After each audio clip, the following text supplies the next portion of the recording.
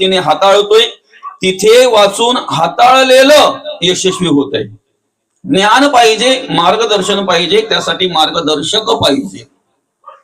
संसार करायचं म्हटल्यानंतर काय सगळ्यांचीच कामं आहेत का माऊली? संसारामध्ये सगळेच यशस्वी होतात का? सगळेच यशस्वी होतात? संसारामध्ये सुद्धा सगळेच यशस्वी होत नाहीत. ज्यांना चांगला मार्गदर्शक मिळाला, मार्गदर्शन मिळालं, ज्ञान प्राप्त झालं, तेच यशस्वी होत असतात. आम्हाला एखादा व्यवसाय करायचा, व्यापार करायचा आहे, एखादा धंदा करायचा आहे, त्याचंही ज्ञान पाहिजे ना? त्याचंही ज्ञान पाहिजे की नाही? म्हणजे प्रत्येक गोष्टीचं ज्ञान असेल तर आमच्याकडून ते कार्य घडतंय. शेजारणीने वॉशिंग मशीन आणली, ती पण ऑटोमॅटिक, म्हणून ही पण तिच्या नवऱ्याच्या मागे लागली, परत परत सांगायला लागली काही करा, त्यांची ऑटोमॅटिक वॉशिंग मशीन आहे ना, आपल्याला पण आली पाहिजे आणि ह्याच महिन्यामध्ये आली पाहिजे, काही पण करा तुम्ही. ठीक आहे, आणली ना त्याने, कुठून तरी काहीतरी काडवड करून ना त्याने आणली. आणल्यानंतर मग अगदी हिच्या आवडीचा रंग, तो सगळ्या काही गोष्टी. दुसऱ्या दिवशी कपडे धुवायला टाकताना तिने धोपाटण्यासकट कपडे धुवायला टाकलं. काय झालं असेल त्या वॉशिंग मशीनचं? तिला वाटलं बाहेर कपडे धुताना धोपाटणा लागतोच, ते तर मन धोपाटणा लागत असेल. तिला काय माहिती धोपाटण्याचा किंवा ऑटोमॅटिक होते तिथे. ज्ञान पाहिजे ना कुठल्याही गोष्टीचं माऊली. तसं हे शरीर आम्हाला भगवंताने दिलेलं आहे, हा देह भगवंताने आम्हाला दिलेला आहे, त्याचं ज्ञान आम्हाला हवं आहे ना. बरं का? पहिले ज्ञान आहे, नंतर ज्ञानातून येणार वैराग्य आहे, आणि मग त्या वैराग्यातून घडणारी कर्म म्हणजेच भक्ती आहे. अगरबत्ती ओवाळणं म्हणजे भक्ती नाही. परत ऐका, दिवा लावणं म्हणजे भक्ती नाही. नुसतं देवाच्या पुढे हात जोडून उभं राहणं म्हणजे भक्ती नाही. नुसतं नतमस्तक होणं म्हणजे भक्ती नाही. तेवढी नम्रता अंगी स्वीकारण्यासाठी, तेवढी नम्रता अंगामध्ये येण्यासाठी आमच्याकडे वैराग्य पाहिजे. आणि ते वैराग्य जर हवं असेल तर पहिले आम्हाला ज्ञान पाहिजे. ज्ञान, वैराग्य, आणि वैराग्यातून येणारं, वैराग्यातून घडणारी कर्म म्हणजेच भक्ती आहे. म्हणजेच भक्ती आहे. बरं का? आम्ही देवाला नैवेद्य दाखवत असतो बघ, अर्पण करत असतो. देवाला नैवेद्य दाखवताना किती नैवेद्य दाखवता बरं तुम्ही? किती मोठं ताट घेता? किती मोठं ताट घेता? लहान मुलाला जे आम्ही वाढतोय ना, देतोय ना जेवायला, त्याच्यापेक्षाही कमी. कारण ती बोलते पण त्या सुनेला, नैवेद्य काढताना जास्त नको काढू, जरा थोडंच काढ, वाया जातंय ते. देवाला दिलेलं वाया जातंय. भावना बघा आमची कशी आहे. का माहितीये का हे शब्द आमच्या मुखातून काय येतात? तर आम्हाला माहितीये देवाला फक्त आमची भावना आहे, श्रद्धा आहे, म्हणून तिथे अर्पण करायचं आहे. पुन्हा एकदा ऐका, जेव्हा तुम्ही देवाला नैवेद्य ठेवता देवाच्या पुढे, त्यावेळेला देवाच्या पुढे नैवेद्य ठेवल्यानंतर पाणी फिरवायचं. ओम प्रणय स्वाहा, आपानाय स्वाम, व्यानाय स्वाम, उदानाय स्वाम, समरसम ब्रह्मणे स्वाहा. जर असेल माहिती ठीक आहे बोला, नाही माहिती फक्त पाणी फिरवा. 1 मिनिट फक्त तिथे ठेवा, बरं का? आणि तो नैवेद्य झाकून ठेवा, तुमच्या जेवणामध्ये घ्या. देवाला अर्पण केलेला नैवेद्य आपण खायचा असतो. पितरांना अर्पण केलेला नैवेद्य आपण खायचा नसतो, तो प्राण्या पक्ष्यांना खायला घालायचा असतो. आलं लक्षात ना? याच्या पुढे आता गणपती येतील ना, माघी गणेशोत्सव. सकाळचा नैवेद्य माऊली रात्रीपर्यंत तसाच पाहायला मिळतो देवाच्या पुढे. सकाळी ठेवलेला चहा रात्रीपर्यंत तो कप तसाच, थंड होण्याच्या आत तुम्ही घ्या. देवाचं स्मरण करून प्या तो. कारण पिणारा देव आमच्या आतमध्ये आहे, खाणारा देव आमच्या आतमध्ये आहे, तो नैवेद्य स्वीकारणारा देव कुठे आहे?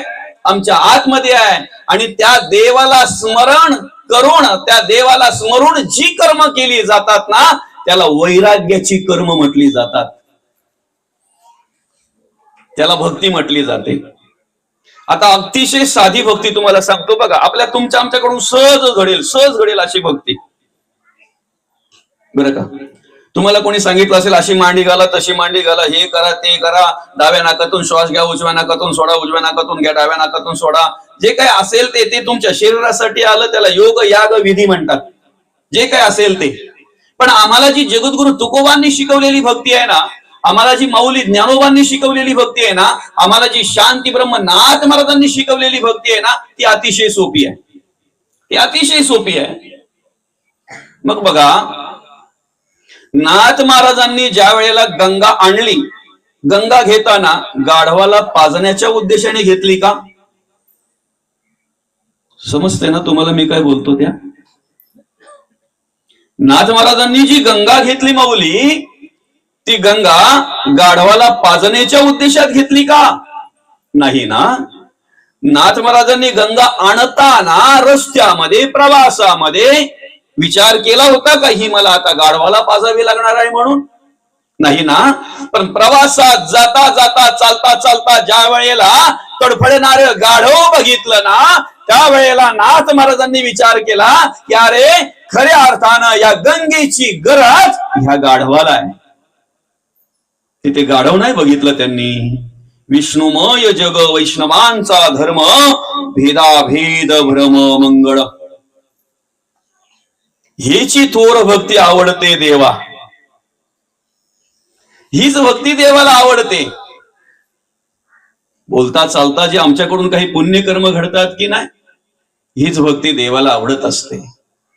आलं का लक्षात? दुसऱ्याची धन ओरबडणं सोपं आहे, पण त्याला भक्ती म्हणत नाहीत ना, त्याला परमार्थ म्हणत नाहीत ना. लंकापूर्वी कोणाची होती बरं? माहितीये तुम्हाला? तुम्ही लई पोथी वाचता ना. आताच पोथी संपली आपली एक मागच्या महिन्यामध्ये, नाही का? पोथ्या वाचायची आवड लई आम्हाला. गाथा पण वाचा म्हणजे आपला माथा ठिकाणावर येईल. ज्ञानेश्वरी वाचा म्हणजे ईश्वरी ज्ञान प्राप्त होईल. भागवत वाचा, कसं मरावं ते कळेल. जगण्यासाठी सगळेच धावपळ करतात रे, जगण्यासाठी सगळेच धडपड करतात ना. जगण्याचं ज्ञान सगळेच प्राप्त करून घेतात ना माऊली. शाळेपासून तर अनुभवापासून सगळे ज्ञान कशासाठी प्राप्त करून घेतात? जगण्यासाठी. जगण्यासाठी धावपळ करतात सगळे. तुमची आमची धावपळ कशासाठी आहे? जगण्यासाठी. मरण्याचं ज्ञान प्राप्त करून घ्या, ते सुद्धा ज्ञान असतंय बरं का. अधर्माने वागून जर तुम्ही नको त्या पद्धतीने द्रव्य गोळा करत असाल आणि त्याच्यातून जर दान धर्म करत असाल तर तुम्हाला पुण्य लाभतंय, हा तुमचा भ्रम आहे. कारण पापाचं परिवर्तन पुण्यामध्ये कधीच होत नाही. पाप ते पापच असतंय, पाप ते पापच असतंय. कोळसा किती उगळला, कुठल्या पद्धतीचा पाणी घेतला म्हणजे तो सफेद होईल? होईल का? नाही ना. पाप तुम्ही कितीही जरी कुठल्याही पद्धतीने ते रूपांतर त्याचं पुण्यामध्ये करायला घेतलं तरी कधीही होत नाही मौली, कधीही होत नाही. भक्ती कशाला म्हणतात? आम्ही जगता जगता इतरांच्याही जगण्याचा विचार आम्ही करायला पाहिजे, याला भक्ती म्हणतात. आम्ही सुखी होता होता इतरांच्याही सुखाचा विचार आम्ही करायला पाहिजे, याला भक्ती म्हणतात. आणि हीच भक्ती देवाला आवडत असते, हीच भक्ती संतांना आवडत असते बरं का. वैराग्याने घडणारी कर्म, वैराग्यातून घडणारी कर्म. आणि म्हणून ती लंका जी आहे ना, ती महादेवाची होती. कोणाची? महादेवाची. पार्वती माता आणि भगवान शंकर महादेव यांचा संवाद चालू होता बर का मौली. जसं आम्ही नवरा बायको एकत्र बसल्यानंतर नवऱ्याची मनस्थिती पाहून बायको बाता सांगायला लागते आणि म्हणते सुद्धा आज जरा बरे वाटतात बरं का, आज बात काढायला काही हरकत नाही. आणि मग सुरुवात करते काय, माझी मावस बहीण आहे ना, त्यांनी इथलं शहर जवळ कोणतं बरं तुमचं? अंबाडीमध्ये ना मोठा फ्लॅट घेतलाय त्यांनी. आणि माझी मामी बहीण आहे ना, करोड रुपयाचा बंगला बांधलाय. काय बंगला बघाल तो, आणि आत्या बहिणीच्या घराजवळ 3-3, 4-4 चाकी. तिला काय सांगत असते बरं?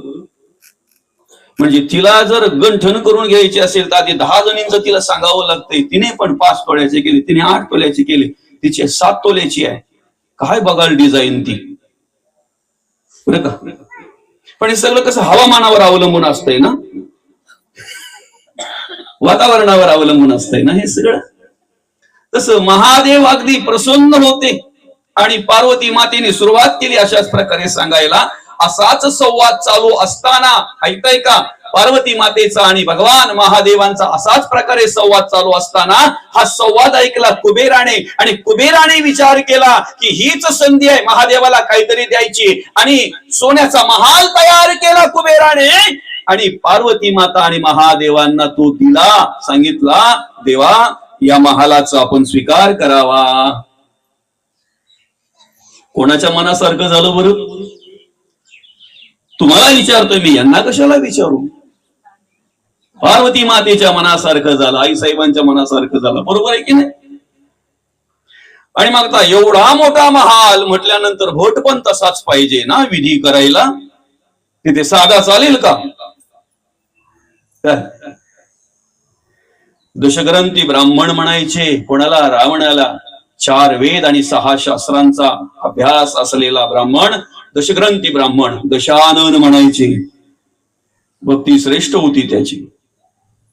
पण जेव्हा महालाची वास्तुशांती करायला गृहप्रवेशाच्या कार्यक्रमासाठी जेव्हा आला ना, तेव्हा तो बंगलाच बघत बसला. अरे बापरे, मजबूत स्लॅब टाकलाय, लादी पण भारी आहे, टायलेस तर अगदी मस्तच मारले हो.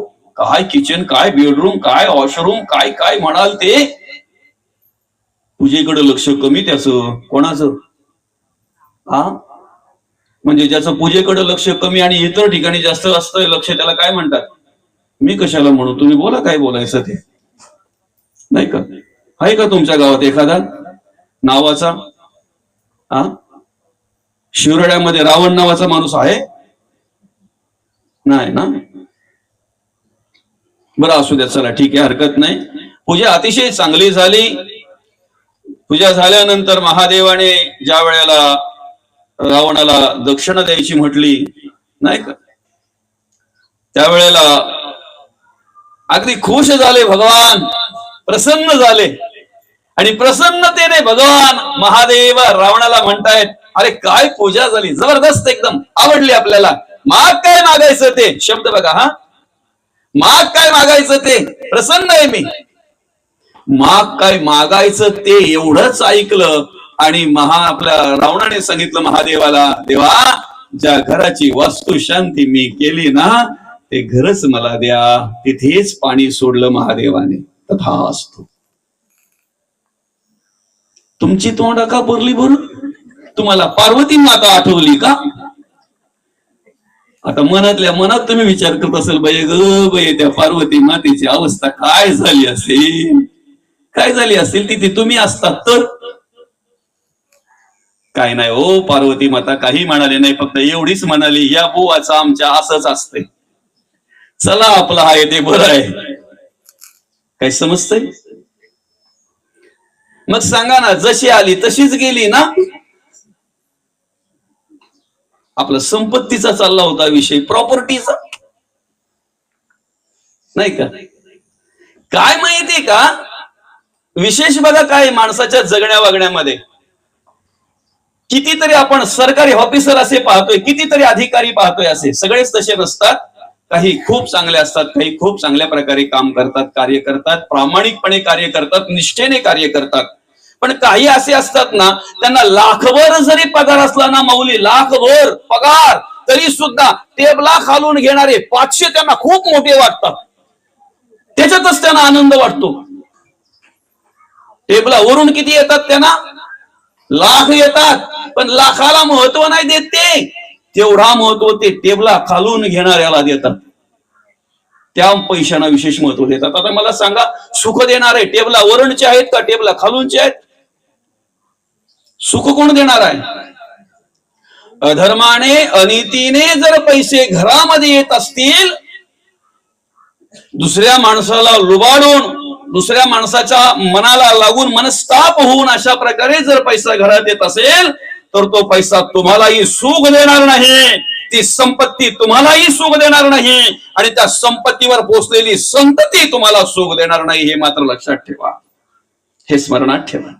कारण आपलं चाललंय वैराग्यावर, बरं का.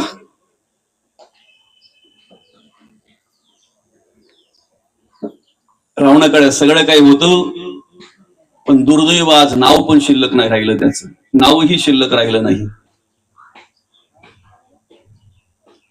जाणं सगळ्यांना आहे रे, मृत्यू सगळ्यांना आहे.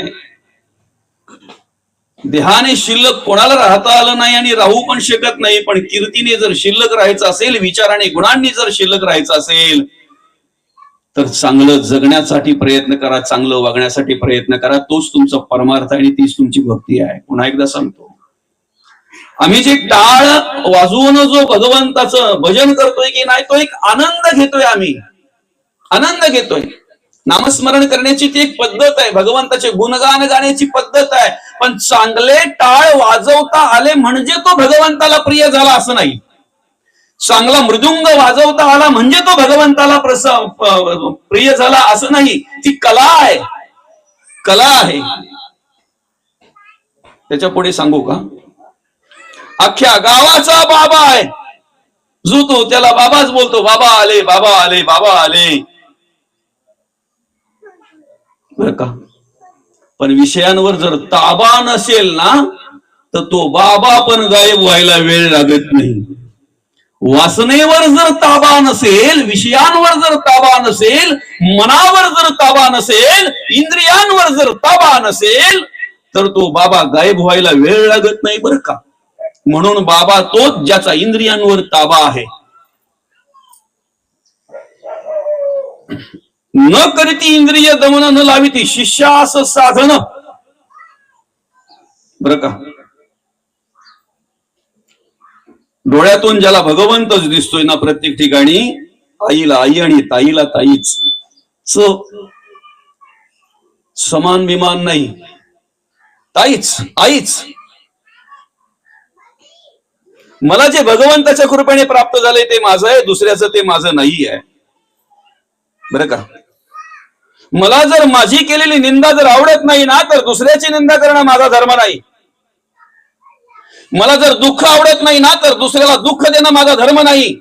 त्याला साधू म्हणतात, त्याला संत म्हणतात, त्याला सत्पुरुष म्हणतात. या पद्धतीने जो वागतो जगतो तो. आज भक्तीचा जर विचार केला तर बघा ना कशी पुरस आलाय, हो पुरस आलाय ना भक्ती. जो तो स्वतःला परमार्थिक समजतोय, नुसता परमार्थिक नाही, महान परमार्थिक समजतोय, महान परमार्थिक समजतोय.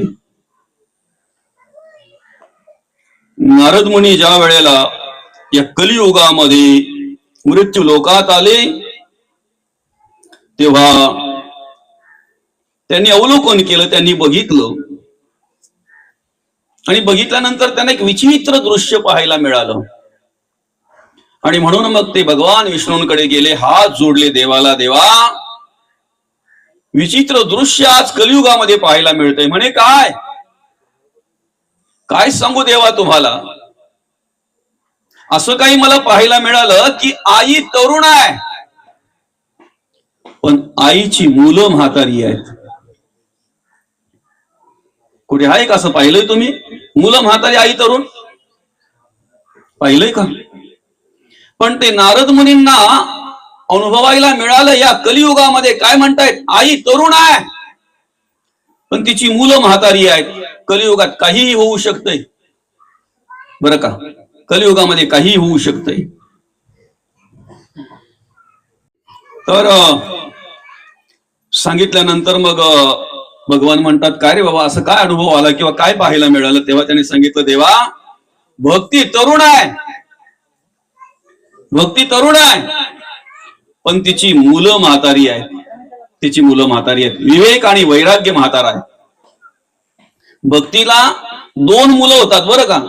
भक्तीला दोन मुलं होतात, विवेक आणि वैराग्य. विवेकातून येणारं वैराग्य. वैराग्य अनेक प्रकारचं आहे. हेकाणपिसं वैराग्य आहे, कशाला एकांत वैराग्य म्हणतात माहितीये तुम्हाला? एकांत वैराग्य कशाला म्हणतात माहितीये? 31st बाटल्या फोडतोय आणि 1 जानेवारीला परत जाऊन पितोय, त्याला एकांत वैराग्य म्हणतात. समजतंय का? 31 डिसेंबरला काय संकल्प करतोय माहितीये का? आता नवीन वर्षापासून थेंबालाही शिवणार नाही शिवत तो, आखी ग्लास आतमध्ये लुटतोय, थेंबाला शिवत नाही 1 जानेवारी पासून.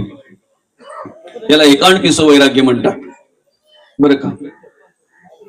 एखादा मित्र त्याचाच कुठेतरी एखादा आजार त्याला झाला, तर आजार कोणाला कधीही कोणताही होऊ शकतो बरं का माऊली. कारण व्यसन करूनच आजार उद्भवतात असं नाही. आज खाण्यापिण्यातून पण माणसाच्या बरंच काय येतंय. त्यामुळे एखाद्याला जर एखादा आजार झाला तर लगेच तर्क काढू नका. माझा एक मित्र होता, चांगला अगदी जवळचा मित्र, आणि निर्व्यसनी कुठल्याही प्रकारचं व्यसन याच्या आधी केलं नाही, आताही नव्हतं. कॅन्सर झाला त्याला बरं का. अशा प्रकारे जर एखादा मित्र एखाद्याला जर समजा अशा प्रकारे झालं आणि त्याला जर समजलं की तो तंबाखू खायचा, खूप खायचा, 24 तास त्याच्या तोंडातच असायची, झोपला तरी तो तोंडातच ठेवून झोपायचा, त्याला माहिती झाली की तो लगेच काय करतो माहितीये का? त्याच दिवशी त्याच ठिकाणी त्याचं खिस्सं रिकामा करून टाकतो. चुना इकून फेकतो, इकून डबी फेकतो, त्याची तंबाखूची पुडी बिडी असेल ती फेकतो आणि हात जोडतो, आजपासून खिशात तंबाखू वापरायची, शेजाऱ्यांकडून जाऊन खातो तो, खिशात ठेवत नाही, पण तलप आली की शेजाऱ्यांच्या घरी जातो. याला एकांत वैराग्य म्हणतात बरं का. दुसरं एक वैराग्याचा प्रकार आहे तो म्हणजे स्मशान वैराग्य. स्मशानात गेल्यानंतर माणसं किती सरळ होतात ना माऊली. आयुष्यभर ज्याने विरोध केलाय ना, आयुष्यभर ज्याने तंगड्या खेचायचं काम केलंय ना, असा माणूस जरी स्मशानात त्या माणसाच्या अंतिम संस्कारासाठी गेला तरी तिथे गेल्यावर बोलतो, अख्ख्या गावात जर चांगला माणूस असेल ना, अरे पण तू तंगड्या खेचायचं काम केलं ना आयुष्यभर, त्याला विरोधच करायचं काम केलं ना तू, गेल्यावर मग बोलतोय अख्ख्या आयुष्यभर अख्ख्या गावात जर चांगला माणूस असेल तर हाच असो चला. पण तिथे गेल्यानंतर माणूस असा काही वैरागी होतो ना की तिथे आता बघा ना काय असतात, काय येतं रे माणसाच्या बरोबर, या माणसाने काय काय केलं, आटापिटा केला, हाडाची काढ केली, रक्ताचं पाणी केली, काय किती धावपळ केली, आपल्या समोर यांनी शून्यातून विश्व निर्माण केलं. काय आलं रे माणसाच्या बरोबर, काय जातंय रे माणसाच्या बरोबर. बघा बाता कशा चालतात त्यांच्या गप्पा गोष्टी, नाही का, काय येत नाही रे माणसाच्या बरोबर. माणसाचा म्हणजे क्षणाचा भरवसा नाहीये. बघ ना म्हणे, अरे बोलता चालता तो माणूस गेला ना, जेवायला बसलेला रे, 2 घास खाल्ले काय आणि छातीमध्ये कळ आली काय आणि तिथेच त्याचा तो गतप्राण झाला, तिथेच निरोप घेतला रे त्यांनी आपला, तिथेच मेला रे तो. काय सांगू शकतो आपण माणसाचा. लय भारी, अगदी खूप खूप चांगल्या प्रकारे बाता तिथे ऐकायला मिळतात, गप्पा गोष्टी ऐकायला मिळतात. पण ही जी माणसं आहेत ना, माणसाच्या बरोबर काहीच येत नाही. कशासाठी मनुष्य भांडतोय, कशासाठी मनुष्य वाट करतोय, कशासाठी मनुष्य एकमेकाचा द्वेष करतोय, मत्सर करतोय, तिरस्कार करतोय, भारी भारी असं सगळं ऐकायला मिळतंय. हीच माणसं ज्या वेळेला स्मशानाची जागा सोडतात ना, बाजूला होतात ना, तेव्हा लगेच तो बोलतो, अरे काल त्या शेजारच्या बालदानी आमच्या मालाच्या बाजूला माल आहे ना त्याचा त्यांनी वय केले, पण सांगतात आमच्या बाजूला बरंच सरकलाय, जरा जाऊन बघतो काय आहे ते, खरं काय ना खोटं काय, आणि तसं जर असेल तर त्याला सांगतोच काय आहे ते. भाषा कळते का तुम्हाला? याला स्मशान वैराग्य म्हणतात. काय म्हणतात म्हणजे तिथे असताना बोलायचं दारू पिऊन गेला रे, व्यसन करून गेला रे, व्यसन करणं चुकीचं आहे रे, पण स्मशानाच्या बाहेर आला की घरी येऊन आंघोळ पण करत नाही, तसाच पाड्यावर जातो का, रात्र झाली म्हणे आता. याला स्मशान वैराग्य म्हणतात. विषयी वैराग्य असतंय, विषयी वैराग्य, आणि आज ते जास्त प्रमाणात पाहायला मिळतंय माऊली. आज लग्न जी होतात ना ती 80% लग्न आई बापाच्या सल्ल्याने होत नाहीत. किती? 80%. कोणाचं मन दुखवायचं उद्देश नाहीये, कोणाच्या मनाला लागेल, अंतःकरणाला लागेल यासाठी हा विषय नाहीये. तुमच्या सगळ्यांच्या चरणी पुन्हा एकदा नतमस्तक होतो. पण मुलांना पैसे कमवता कमवता, मुलांसाठी संपत्ती कमविता जरा संस्कारांचा विचार करा, मार्गदर्शनाचा विचार करा, आणि जेवढं चांगलं मार्गदर्शन करता येईल, चांगलं सांगता येईल, शिकवता येईल तेवढं चांगलं सांगा, शिकवा, चांगलं मार्गदर्शन करा. काही गोष्टी आपल्या हातात आहेत, काही गोष्टी आपल्या हातात नाहीये. कुठल्याच आई वडिलांना वाटत नाही की माझ्या मुलाने किंवा मुलीने वाईट कर्म करावीत. कुठल्याच आई वडिलांना वाटत नाही, कुठलेच आई वडील वाईट कर्म करायला सांगत नाहीत. पण मिळालेला संघ, मिळालेलं मार्गदर्शन, झालेले संस्कार, त्या पद्धतीने त्या ठिकाणी आपल्याला काही विचार पाहायला मिळतात. बरं का? असो, त्याला म्हणतात विषय वैराग्य. काय म्हणतात त्याला? विषय वैराग्य. आपल्याला जे अपेक्षित आहे ते विवेकातून निर्माण होणारं वैराग्य. भक्ती पाहिजे ना, भक्ती करायची आहे ना, भक्ती घडली पाहिजे ना, परमार्थ घडला पाहिजे ना. मग नुसता पोथ्या वाचून चालेल का? तुम्ही तासन तास ग्रंथ वाचत बसले, पण ग्रंथ वाचून झाल्याबरोबर लगेच अंगण्यावरून भांडण सुरू. काही फरक आहे का? परिणाम आहे काही परिवर्तन आहे का? ग्रंथ वाचताय ना, ते वाचताना प्रत्येक शब्द ना शब्द अंतःकरणापर्यंत जाऊ द्या. जे घ्यायचं ते घ्या. परिवर्तन काही झालं पाहिजे का याचा विचार करा आणि परिवर्तन करून घ्या. आमच्या जगण्या वागण्यामध्ये जो परिवर्तन होतो त्यालाच भक्ती म्हणतात, त्यालाच परमार्थ म्हणतात. आम्ही चांगलं जगलं पाहिजे, चांगलं वागलं पाहिजे. आणि म्हणून भक्ती तेव्हा घडते, पहिले ज्ञान प्राप्त झालं पाहिजे. आम्ही कसं जगावं, कसं वागावं, आम्हाला नरदेह भगवंतांनी कसा दिलेला आहे, का दिलेला आहे, कशासाठी दिलेला आहे, आम्ही या नरदेहामध्ये आल्यानंतर काय केलं पाहिजे, हे ज्ञान आम्ही प्राप्त करून घेतलं पाहिजे. या ज्ञानातून आमच्याकडे वैराग्य निर्माण झालं पाहिजे. काय वैराग्य निर्माण झालं पाहिजे? श्रीराम प्रभूंचा आदर्श घ्या. एक पत्नी, एक बाणी आणि एक वचनी. पुरुष जगताना वागताना कोणाचा आदर्श घ्या? श्रीराम प्रभूंचा आदर्श घ्या. एक पत्नी, जिने माझ्यासाठी जग सोडलंय ना, आई वडील सोडले, घरदार सोडलं, आवडी निवडी सोडल्या, स्वतःचं नावही सोडलं आणि आमच्या नावाला साजेस भानसावरचं नाव ठेवलं. तिच्या आशा अपेक्षा पूर्ण आमचं कर्तव्य आहे. एक पत्नी, एक बाणी आणि एक वचनी. बघा जरा, जगता वागता येतंय का? तुमच्या आयुष्यात कधीच तुम्हाला काही कमी पडणार नाही, कधीच नाही. महिलांनी वागताना जगताना जरा सीतामाईचा आदर्श घ्या.